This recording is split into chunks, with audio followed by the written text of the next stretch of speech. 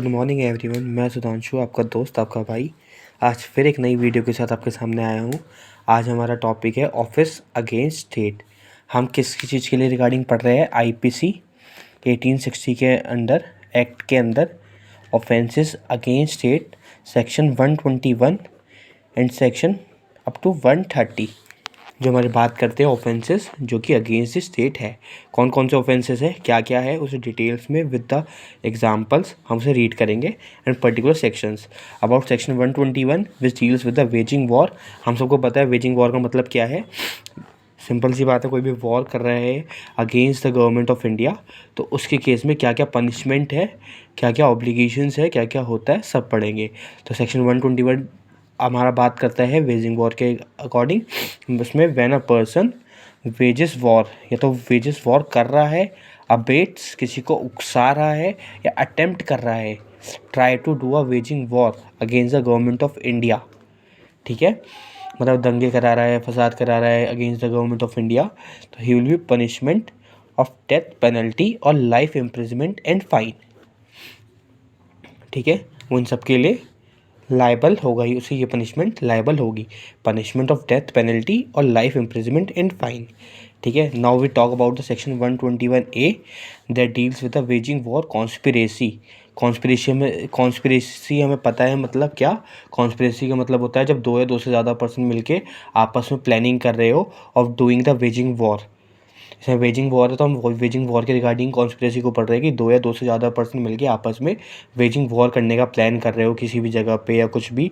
तो अगर उन्हें पकड़ लिया जाए, उनको अगर जो पनिशमेंट लायबल होगी कितनी होगी, 10 ईयर्स और life imprisonment, whether in India कर रहे हो या आउटसाइड इंडिया कर रहे हो, वो पर्सन लायबल होगा 10 ईयर्स के और लाइफ इम्प्रिजमेंट, या तो लाइफ इम्प्रिजमेंट के वेदर इन इंडिया और आउटसाइड इंडिया। 10 ईयर्स मतलब इम्प्रिजमेंट, 10 ईयर्स इम्प्रिजमेंट होगा। ठीक है, हमने सेक्शन 121 120 पढ़ा।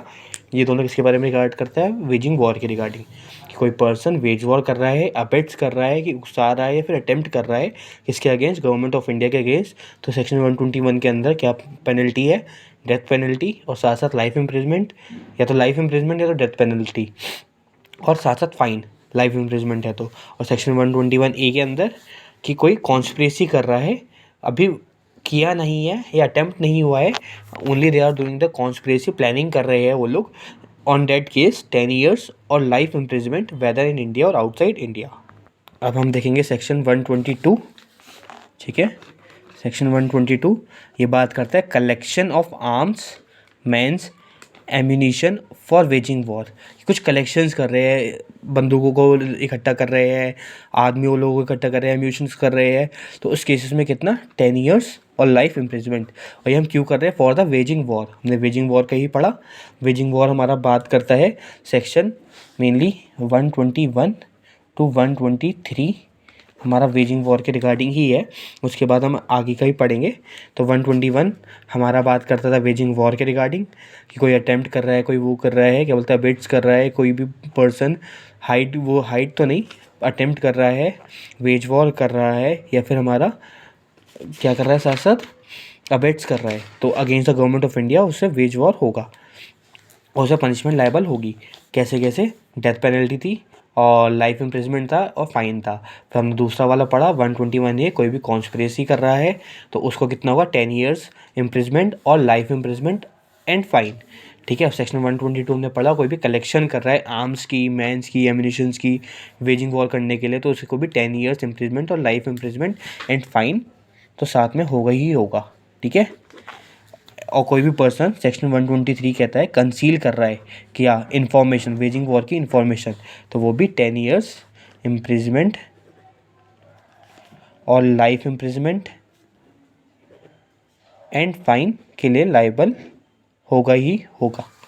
ठीक है, हमने सेक्शन 121 टू 123 अच्छे से पढ़ लिया।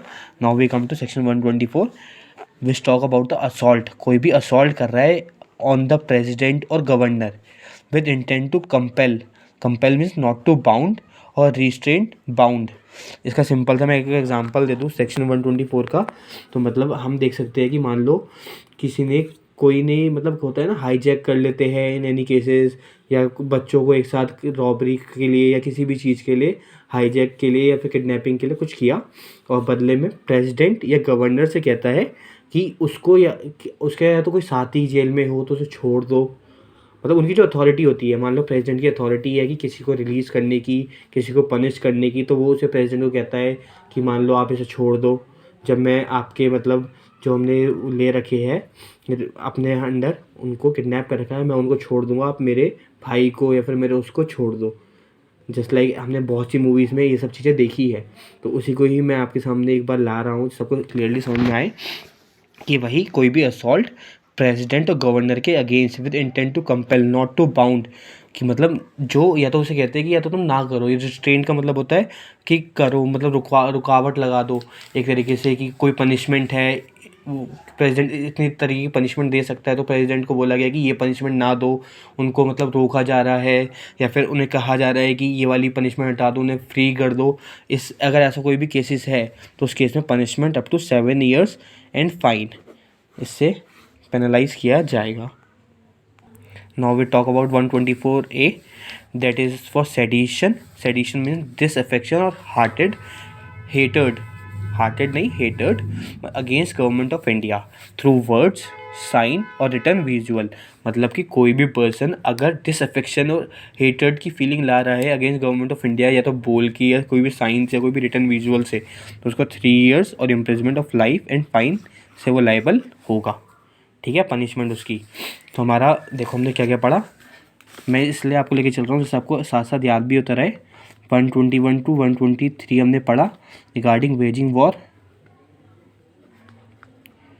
124A हमने पढ़ा रिगार्डिंग द प्रेसिडेंट गवर्नर के अगेंस्ट कोई भी डिसहार्टेड वगैरह का। पॉइंट 124A में पढ़ा। 124 में हमने पढ़ा कि कोई भी ऐसा करता है कि अटेम्प्ट करता है किस चीज़ के लिए, असॉल्ट करता है, कि उन्हें डराता है कि ये चीज़ करो, to compel and with intent to compel और with restraint, not to be bound, to be bound, to do और something not to do.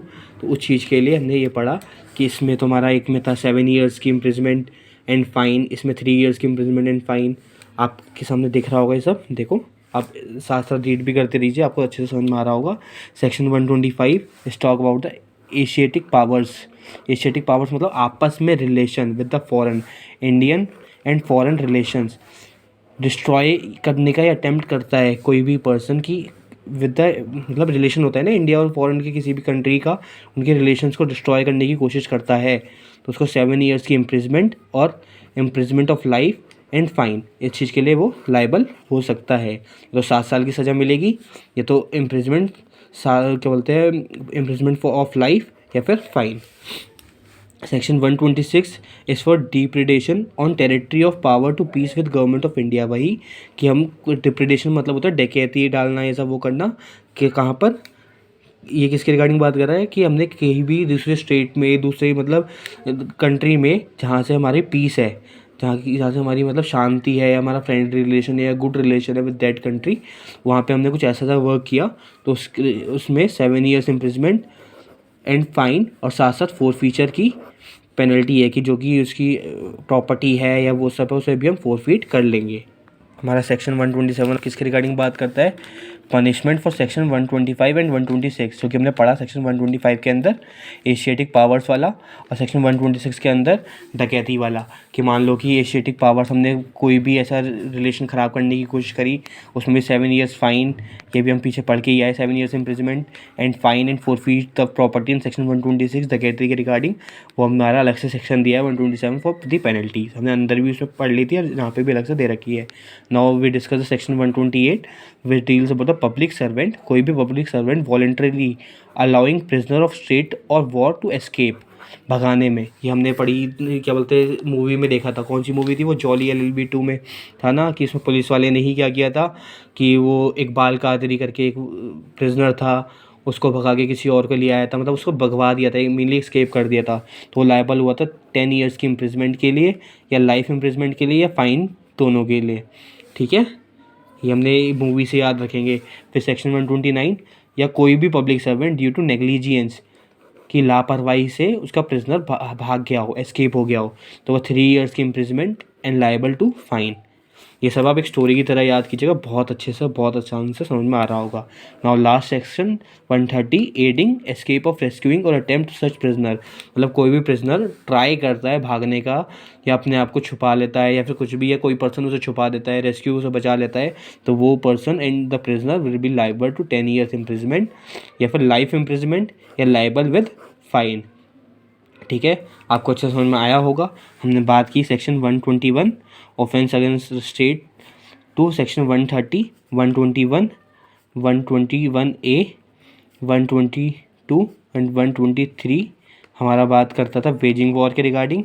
124A हमारा बात करता था किसके लिए, प्रेसिडेंट और गवर्नर वाला। 125, 126 हमने अभी पढ़ा किसके रिगार्डिंग, फॉरेन रिलेशंस। इसमें 127 भी हम ले लेते हैं, इसमें इसकी पनिशमेंट थी।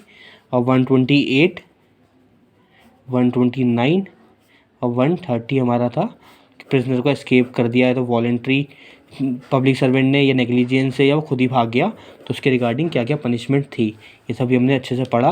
मैंने इसका बाइफर्केशन कर दिया और आपको ये इस 4 पॉइंट्स में सेक्शंस को बाइफर्केट करके याद कीजिएगा, आपको अच्छे से याद हो जाएगा। थैंक यू, एंड वीडियो को खूब सारा प्यार दीजिए, शेयर कीजिए, सब्सक्राइब कीजिए, लाइक कीजिए, और साथ साथ कमेंट सेक्शन में अपने फीडबैक भी ज़रूर दीजिए कि आपको कहाँ का कुछ प्रॉब्लम आ रही है या फिर कोई और सी वीडियो, कोई और से सेक्शंस के ऊपर वीडियो मैं जल्दी आपके लिए अपलोड करूँगा। Thank you.